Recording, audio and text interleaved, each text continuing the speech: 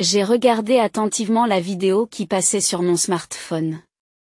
Elle montrait ma maison, ma chambre et celle de mon mari.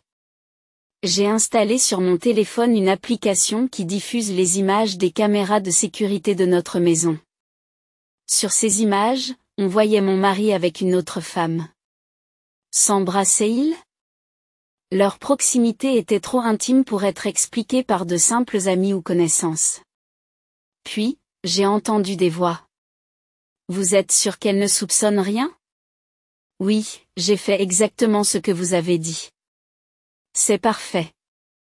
Elle ne sait rien, elle me croit complètement. Je peux l'imaginer. Ils ont ri ensemble, puis se sont amusés à tomber sur le lit. Ce que je voyais me laissait sans voix. Parce que cette femme était ma propre sœur. Je m'appelle Nancy Adley. J'ai 50 ans. Mon mari, David, qui fêtera ses 55 ans cette année, et moi sommes mariés depuis 20 ans. Nous n'avons pas d'enfants et nous vivons ensemble, juste tous les deux. Comme nous travaillons tous les deux, nous avions une vie relativement confortable, mais tout cela a changé il y a une dizaine d'années. C'est à ce moment-là qu'on a diagnostiqué chez David une démence précoce. Au fil du temps, ses erreurs sont devenues plus importantes. Il a commencé à oublier des réunions d'affaires avec des clients, à oublier complètement comment faire son travail, ce qui rendait le travail difficile. Dans la vie de tous les jours, il ne se souvenait plus de l'endroit où il avait placé les objets, ni de la façon dont il s'habillait, et son sens de l'orientation était devenu si mauvais qu'il se heurtait à des objets. Il lui est même arrivé de laisser la bouilloire sur le feu, ce qui a failli provoquer un incendie. David et moi avons donc demandé conseil à ma sœur Anne, qui dirige une maison de soins. Nous l'avons fait tester dans un hôpital qu'elle nous a recommandé. Et c'est là qu'on a diagnostiqué une démence précoce. David a dû prendre sa retraite et une aide-soignante de l'établissement d'Anne vient maintenant chez nous 2 fois par semaine. Aujourd'hui, je suis le soutien de famille et je travaille tous les jours. Nancy, comment va David? C'est le jour où notre aide-soignante habituelle, Madame Johnson, est venue chez nous. Ce jour-là, Anne est venue avec elle. Anne, vous êtes venue aussi? Oui, c'est ton mari après tout, alors je m'inquiète aussi. Depuis que nous avons commencé à faire appel au service d'Anne, elle passait souvent avant que je parte au travail. Elle s'occupe de David comme d'un frère depuis que nous nous sommes mariés car, comme elle le disait souvent quand nous étions plus jeunes, elle a toujours voulu avoir un grand frère. C'est elle qui a eu le cœur le plus brisé lorsque David a été diagnostiqué comme étant atteint de démence. Même si elle était censée être elle-même occupée par son travail, le fait qu'elle prenne fréquemment de nos nouvelles a été vraiment apprécié. Grâce à Anne et à Madame Johnson, je peux laisser David à la maison en toute tranquillité d'esprit pendant que je vais travailler. Si je n'avais pas mon revenu, les finances de notre ménage s'effondreraient, c'est pourquoi je n'ai que de la gratitude pour elles deux. Cependant, ils ne peuvent pas venir les week-ends, de sorte que la charge des soins repose sur mes seules épaules. Je travaille la semaine, je m'occupe de David le week-end et je n'ai pratiquement pas de temps pour moi. Je n'en étais pas vraiment consciente, mais je devais être fatiguée. Une infirmière qui me connaissait bien à l'hôpital où j'emmenais David pour son contrôle régulier a remarqué ma fatigue. Nous nous connaissons depuis près de 10 ans, et il semble qu'elle sache reconnaître les moindres choses. Madame Adley, il est inévitable que s'occuper de votre mari soit difficile, mais vous avez besoin de temps pour vous reposer seule. Vous avez raison. Je le comprends. Je pourrais peut-être demander de l'aide à Anne et à Madame Johnson en cas de besoin, mais je ne peux pas supporter de leur causer plus d'ennuis. À propos, une nouvelle infirmière est arrivée à l'hôpital l'autre jour. Elle travaillait dans un hôpital spécialisé dans les maladies neurodégénératives à New York. Elle pourra peut-être vous aider. Regardez, elle est là. Lorsque j'ai regardé dans la direction indiquée par l'infirmière, je n'en ai pas cru mes yeux. C'était Amy, ma meilleure amie de l'université.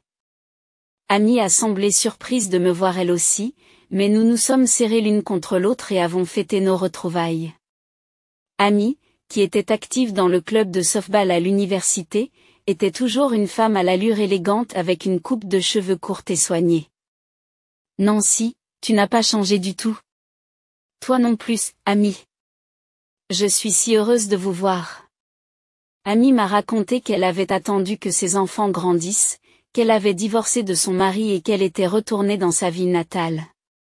Préviens-moi quand tu seras libre pour un café, propose-t-elle, lorsque David sort de la salle d'examen dans son fauteuil roulant après avoir terminé ses tests. Oh, voici mon mari David.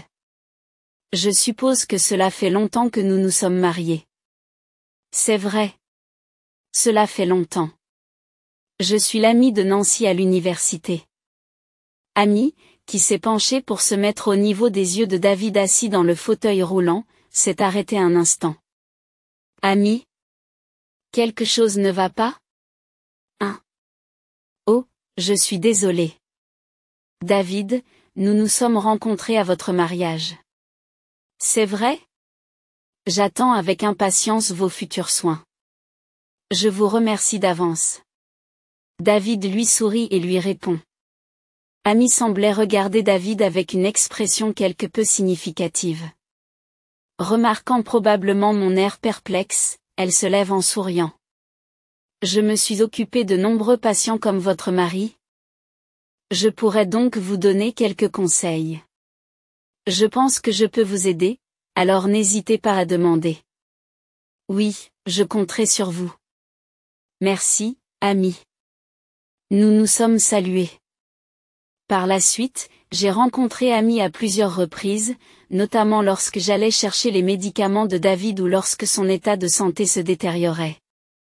À chaque fois, Amy me regardait avec inquiétude, mais je faisais semblant de ne pas le remarquer et je l'ignorais. Quelques mois après mes retrouvailles avec Amy, David et moi sommes allés ensemble à l'hôpital. Au moment où David a été appelé pour un examen, j'ai entendu Nancy. Quand je me suis tournée vers la voix, il y avait Amy, l'air sérieux. Amy, quelque chose ne va pas? Votre mari, David, vient d'être examiné. As-tu un moment à perdre? Ah bon? Bien sûr. Amy m'a guidée vers une salle de consultation. Nancy, comment c'est de s'occuper de David? Tu t'inquiètes pour moi? Oui, merci. J'ai parlé de l'état de santé récent de David, et j'ai également mentionné que le manque de pause faisait des ravages sur mon corps. Amy m'a écouté attentivement. Je pensais qu'elle s'inquiétait simplement de mon bien-être, mais elle a commencé par dire en fait, Nancy. Les mots qu'elle a prononcés ensuite étaient difficiles à croire. Il y a environ une semaine que je t'ai rencontré à nouveau, commença Amy. Elle se promenait en ville pour faire des courses lorsqu'elle a aperçu Anne avec un homme. Le visage d'Anne lui était familier, car c'est ma sœur, mais Amy avait l'impression de reconnaître le visage de l'homme. Amy les a interpellés et leur a présenté l'homme comme étant son petit ami. C'est lorsque nous nous sommes retrouvés à l'hôpital que j'ai réalisé qu'il s'agissait de David, votre mari. Tout cela semblait si confus. C'est-à-dire surprenant. Pas étonnant que tu aies eu un regard étrange à l'époque. Mais Amy avait vu Anne et David ensemble en ville une semaine avant notre nouvelle rencontre. Cependant, David semblait ignorer totalement la présence d'Amy. J'étais différente à l'époque. J'avais les cheveux plus longs, jusqu'aux épaules, et je portais des lunettes. J'avais l'air totalement différente. Cela pourrait expliquer pourquoi il ne l'a pas reconnue. Mais tout de même. Il y a aussi une chose qui me tracasse. Selon Amy, les réactions de David à l'hôpital n'étaient pas du tout naturelles pour une personne atteinte de démence. Elle a dit que son comportement était exactement le même que celui d'une personne qu'elle avait vue à l'hôpital où elle travaillait et qui faisait semblant d'être atteinte de démence. L'homme que j'ai vu en ville marcher avec assurance, répondait clairement, il avait l'air en parfaite santé. S'agit-il d'une erreur? Peut-être l'avez-vous mal identifié? Je ne crois pas. Vous savez que David a ses grains de beauté distinctifs sous son œil droit, n'est-ce pas? L'homme avec Élisabeth aussi. C'est plutôt sexy pour un homme. Je suis désolée, je ne devrais pas parler de votre mari de cette façon. Amy s'excuse, semblant réaliser que son commentaire était un peu inapproprié. Mais c'est vrai, David a ses grains de beauté. Il n'est pas courant de trouver quelqu'un d'autre avec le même visage et la même position de grains de beauté. Alors, se pourrait-il que David fasse semblant d'être atteint de démence depuis 10 ans et qu'il ait une liaison avec Anne? L'histoire était difficile à croire, mais Amy n'était pas du genre à mentir. Honnêtement, je ne pense pas que cet hôpital soit très bon, avoue Amy. Qu'est-ce qu'il y a? Les médecins ne sont pas très bons, et j'ai entendu de mauvaises rumeurs. N'est-ce pas étrange qu'ils aient autant de patients? Je pense que tu devrais te faire examiner pour voir si David est vraiment atteint de démence, dit Amy d'un air sérieux. Frappé par les paroles d'Amy. Je suis allée dans un grand magasin et j'ai acheté une caméra de sécurité pour la maison.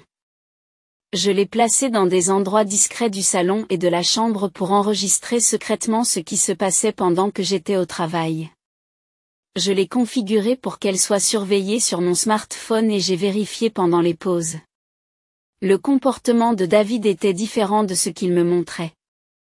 Il n'était pas perdu ou confus quant à l'emplacement des objets, il vivait tout à fait normalement. De plus, lorsque Madame Johnson, à qui j'avais demandé de s'occuper de David, est arrivée, il n'y avait aucun signe qu'elle s'occupait de lui. De plus, j'ai découvert que Madame Johnson se rendait fréquemment chez moi en mon absence. De plus, leur conversation était clairement enregistrée sur la vidéo. Vous n'allez pas vous faire prendre à faire semblant d'être atteint de démence, n'est-ce pas David? Oui, parce que je fais exactement ce qu'Anne suggère.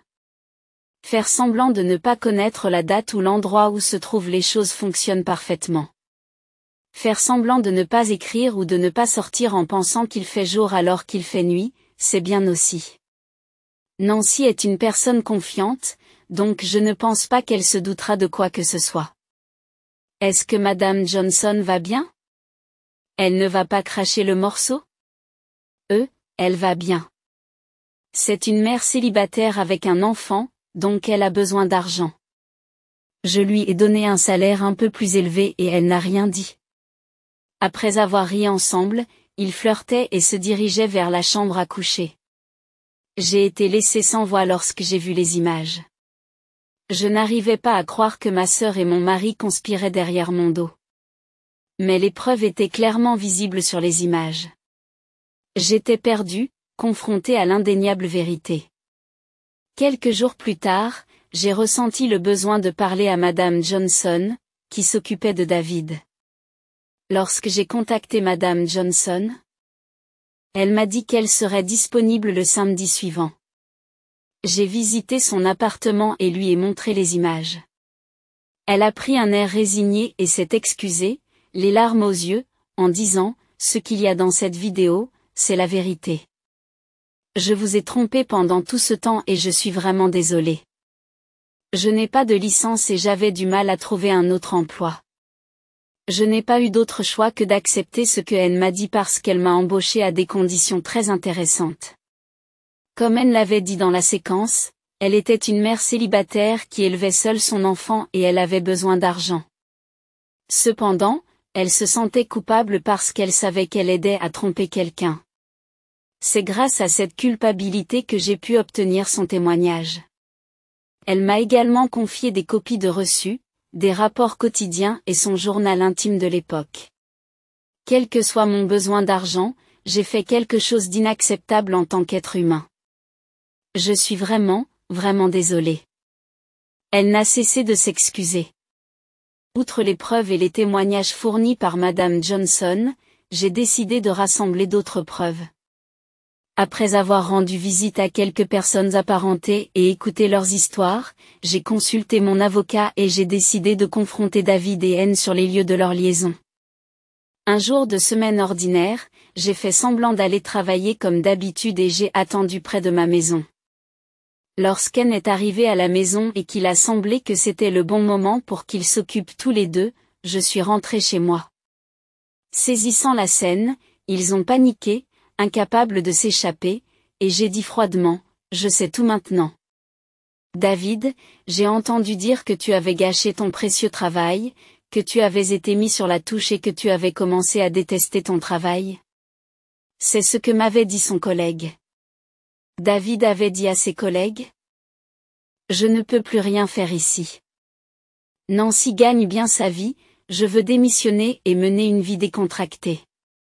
Devant mon attitude calme, David s'est empressé de se confesser. Ce n'est pas moi, c'est Anne qui m'a séduit. Elle a dit que nous pourrions faire semblant d'être atteints de démence et être soutenus par vous. Pendant que vous êtes au travail, nous pouvons nous rencontrer autant que nous le voulons. Même Madame Johnson a été engagée par Anne pour avoir un alibi. Ces paroles suggèrent que c'est Anne qui est en tort, pas moi. Aux paroles de David, Anne est devenue hystérique et a commencé à se mettre en colère. Et puis, même David était d'accord avec ce plan. Et maintenant, il essaie de se défiler et d'éviter toute responsabilité. C'est lâche. Tais-toi, c'est toi qui m'as poussé à faire ça.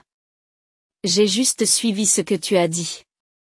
Je sentais mon cœur se refroidir tandis qu'ils se chamaillaient tous les deux, à poil. Je ne pouvais plus supporter cette situation avec ces deux-là. Ça suffit, sortez tous les deux. Je les ai jetés par la fenêtre du salon, avec leurs vêtements et le sac de Anne, qui était éparpillé sur le sol, puis j'ai fermé la fenêtre. Ils ont continué à frapper à la fenêtre, en disant des choses comme « Ouvrez-nous et laissez-nous vous expliquer ». Mais j'ai fermé les rideaux et je les ai ignorés. Comme ils n'arrêtaient pas de frapper à la fenêtre, je leur ai envoyé un message sur WhatsApp pour leur dire de se taire. Si vous ne voulez pas que les flics soient appelés, partez maintenant. Pendant quelques jours, ils ont continué à venir à la maison et à envoyer des messages sur WhatsApp, ce qui m'a énervé, si bien que j'ai vendu la maison et déménagé dans un appartement loué à la semaine. En fait, lorsque David a été diagnostiqué comme étant atteint de démence, j'ai changé le titre de propriété de notre maison commune pour le mettre à mon nom. David, qui était à la retraite, n'avait plus la capacité de payer l'hypothèque. Et j'ai changé le titre de propriété à l'avance, pensant que ce serait un problème si un patient atteint de démence avait le pouvoir de prendre des décisions en cas d'urgence. J'ai pu vendre la maison plus cher que prévu et j'ai acheté un appartement avec l'argent que j'avais tranquillement économisé. Je n'avais pas prévu une telle situation, mais je dois dire que Nancy a fait du bon travail. J'ai donc divorcé de David. J'ai également demandé le partage des biens contre David. Peu importe que David ait la capacité de payer ou non. C'est une déclaration que YouTube m'a faite. Je ne le pardonnerai jamais et ne l'oublierai jamais. Ce qui suit est ce que j'ai entendu par la rumeur. Après avoir divorcé, David s'est remarié et vit maintenant dans sa maison. Cependant, il semble qu'il ne se porte pas très bien. Ce n'est qu'une supposition, mais je pense que David et Anne ont été pris dans l'excitation de leur liaison. Une fois mariés, ils ne peuvent plus se contenter d'être amants. En vivant ensemble, pour le meilleur ou pour le pire, les choses se révéleront au grand jour. Et ils devront s'accepter, se reconnaître, et parfois fermer les yeux. Mais cela doit être difficile pour ces deux-là, qui se sont remariés au lendemain de la liaison. Et même s'ils envisageaient de se séparer, leurs deux parents sont déjà décédés. La maison où David et moi vivions a déjà été vendue. David n'a plus d'endroit où retourner. Ils n'ont pas d'autre famille sur laquelle compter, pas d'endroit où s'échapper, alors ils doivent tout gérer par eux-mêmes. Je m'en fiche un peu. En fait, je dirais qu'ils ont eu ce qu'ils méritaient. À la suite des révélations de Madame Johnson, l'établissement d'Anne s'est vu retirer sa licence et a été fermé. Il semble que l'établissement ne faisait pas assez de bénéfices pour rembourser la somme d'argent qu'il avait empruntée à la banque lors de son ouverture. Anne a donc contracté une dette importante. Cela semble être un prix suffisant pour une sœur qui a volé le mari de sa sœur. Il semble que le médecin charlatan qui a délivré le faux diagnostic ait également eu des ennuis. À la suite de l'incident, ses employés, dont Amy, ont démissionné les uns après les autres, rendant impossible le maintien de l'activité, ce qui a conduit à la fermeture de sa clinique. Apparemment, il avait accepté des demandes de sources peu recommandables, émettant de faux rapports médicaux comme il l'avait fait pour David, et en retour, il lui envoyait des patients. C'était la raison pour laquelle il avait tant de patients, bien qu'il n'ait ni les compétences ni la réputation nécessaires. Après avoir appris la vérité, j'ai été choquée de voir à quel point certains médecins pouvaient être scandaleux. Mais je dois admettre que j'ai aussi commis une faute, j'ai été trop confiante, j'ai pris au pied de la lettre la parole de ma sœur et les affirmations du charlatan. Selon Amy, je suis trop gentille et je fais trop confiance aux gens. Je n'aime pas douter des gens, mais ces jours-ci, je réfléchis, je me rends compte que je dois examiner plus attentivement ce que les gens me disent et penser par moi-même. Au fait, Amy semble avoir trouvé un nouvel emploi dans un grand hôpital général de la ville voisine. Son expérience professionnelle dans un hôpital new-yorkais était très appréciée, et il semble qu'elle ait déjà gagné la confiance de son entourage et qu'elle se plaise dans son travail. Sur la recommandation d'Amy, Madame Johnson a également commencé à travailler à la cafétéria de l'hôpital. Waouh, c'est adorable! Les yeux d'Amy pétillent à la vue d'un chiot qui s'ébat avec une balle. Ce chiot est un teckel miniature mâle que j'ai ramené à la maison il y a environ un mois. C'est mon précieux compagnon, qui apaise mon cœur et mon corps lorsque je rentre fatiguée d'une longue journée de travail. Depuis l'arrivée de ce petit bonhomme, Amy a commencé à passer plus souvent à mon appartement. Il est tellement mignon que je ne peux pas m'empêcher de venir le voir.